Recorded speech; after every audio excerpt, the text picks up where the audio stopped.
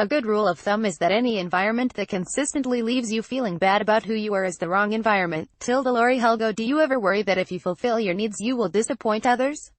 Do you ever feel guilty for doing what's best for you? For years, I felt guilty about taking time for myself. I thought that being alone, away from the rest of the world, meant being selfish. This was especially true in one toxic relationship that kept dragging me down because I was afraid to make a change.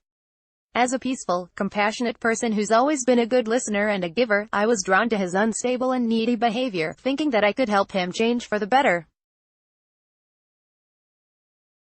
But after 2 years of having to deal with constant put-downs from a possessive partner who thought I was selfish every time I craved alone time, I knew I was nearing my breaking point. I remember one night, after an exhausting day at work, I looked forward to a relaxing evening.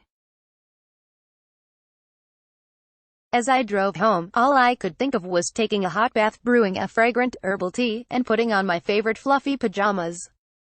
Under the dimmed light of my reading lamp, snug in a warm bed, I got lost in the world of mystery and imagination that made my soul come alive. Just a few minutes into my reading session, I received a text from him, demanding me to get ready in 10 because we're going out, and you don't have a choice. At first, I ignored the message and went back to my reading, since he'd made plans earlier that week to see his friends. Then he called, but I didn't pick up. Finally, after several attempts to reach me, he came rushing to my apartment, banging on the front door. I pretended to be asleep and didn't answer. The truth is that I was frightened and reluctant to open the door given his usual aggressive behavior. I didn't want to confront him because I knew he wouldn't understand. I felt mentally and physically drained for having to constantly explain myself and for letting him manipulate me yet again. I was fed up with having to come up with believable reasons why I needed time for myself, and I was sick and tired of constantly changing my plans for him. But as he left, I started to feel horrible. I felt guilty about avoiding the situation and for not being able to stand up to him. What made me feel even guiltier was that I'd finally done what I was afraid to do for so long.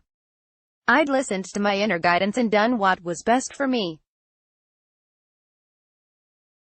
Still, instead of going back to reading and enjoying my evening ritual, I opened up a 1-pound bar of chocolate and slowly devoured the massive amount of fat and sugar in a matter of minutes.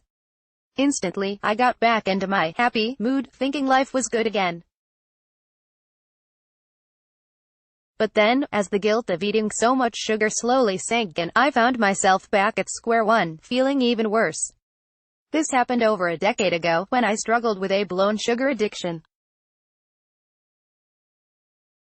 To compensate for my inability to say no, being a perfectionist, and staying in a toxic relationship, I'd eat sugar.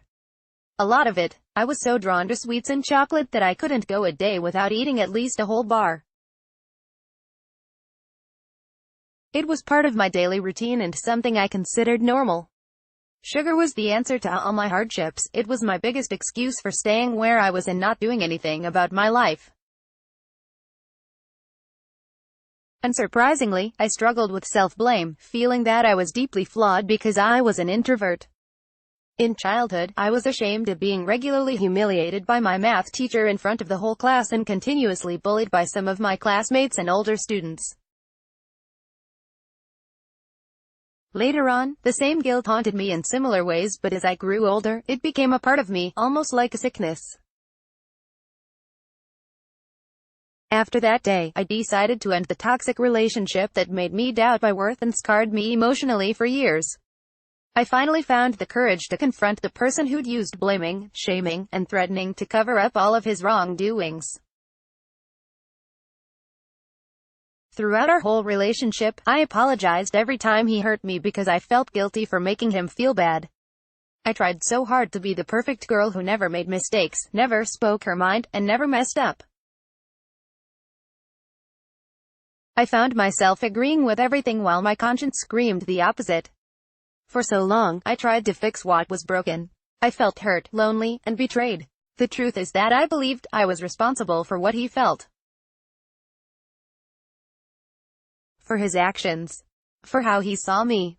I was afraid of being judged, so I diminished my value to make him feel comfortable. And I was slowly losing myself. I became an obsessive perfectionist, paralyzed by the fear of not being good enough. Everything I did had to be absolutely perfect. But no matter how hard I tried, it was never enough to meet his expectations. Now, I know that the guilt I felt that night was the reaction I'd gotten accustomed to, my place of comfort that told me I was safe. But no matter how guilty I felt for doing what I felt was right for me, I gained invaluable courage to start making a change. It took a great deal of work, patience, and understanding, as well as learning through growth and change, to know what I wanted out of a relationship and how I wanted to be treated. I started with forgiveness. I forgave myself for not listening to my intuition and for treating my body and mind badly. Knowing that I cannot change the past and that I do not actually want to go back there, I became mindful of the mistakes I'd made and learned invaluable lessons. When I became honest with myself about what I wanted, I began to take care of myself, preserving my health, nourishing my body, and nurturing my soul. I made my priorities clear and realized what was important to me. I started eating healthy and exercising regularly. Finding the courage to put an end to my unhealthy relationship inspired me to take action and do something about my serious sugar addiction, which was slowly but surely destroying my health. I signed up for a wellness course that I'd been telling myself I would enroll in for months. Just reaching this place was a huge success for me, at the time. I remember the moment I got there, I freaked out, unable to catch my breath. All I wanted to do was leave and never return. I thought I wasn't ready to give up sugar, since it was keeping me safe and comfortable. All I could think of was getting one more bite of my favorite chocolate while promising myself, I'm quitting tomorrow. After days of crying in agony and successfully completing the workshop, I decided to continue without sugar for the whole month. I promised myself that I would let go of the one thing that was making me happy momentarily but holding me back in so many areas of my life. And that's when something incredible happened. I noticed that the more I held off sugar, the more I pushed myself to pursue other things. I started waking up early and meditating. I began making better food choices and training for long-distance running. Postponing the immediate gratification and choosing not to eat what was actually hurting me made me a much happier, more productive person. I became completely aware that my vice provided a powerful short-term relief, but in reality, it was forming a vicious cycle that was leaving me feeling vulnerable, empty, and regretful. After I'd forgiven myself, I forgave others.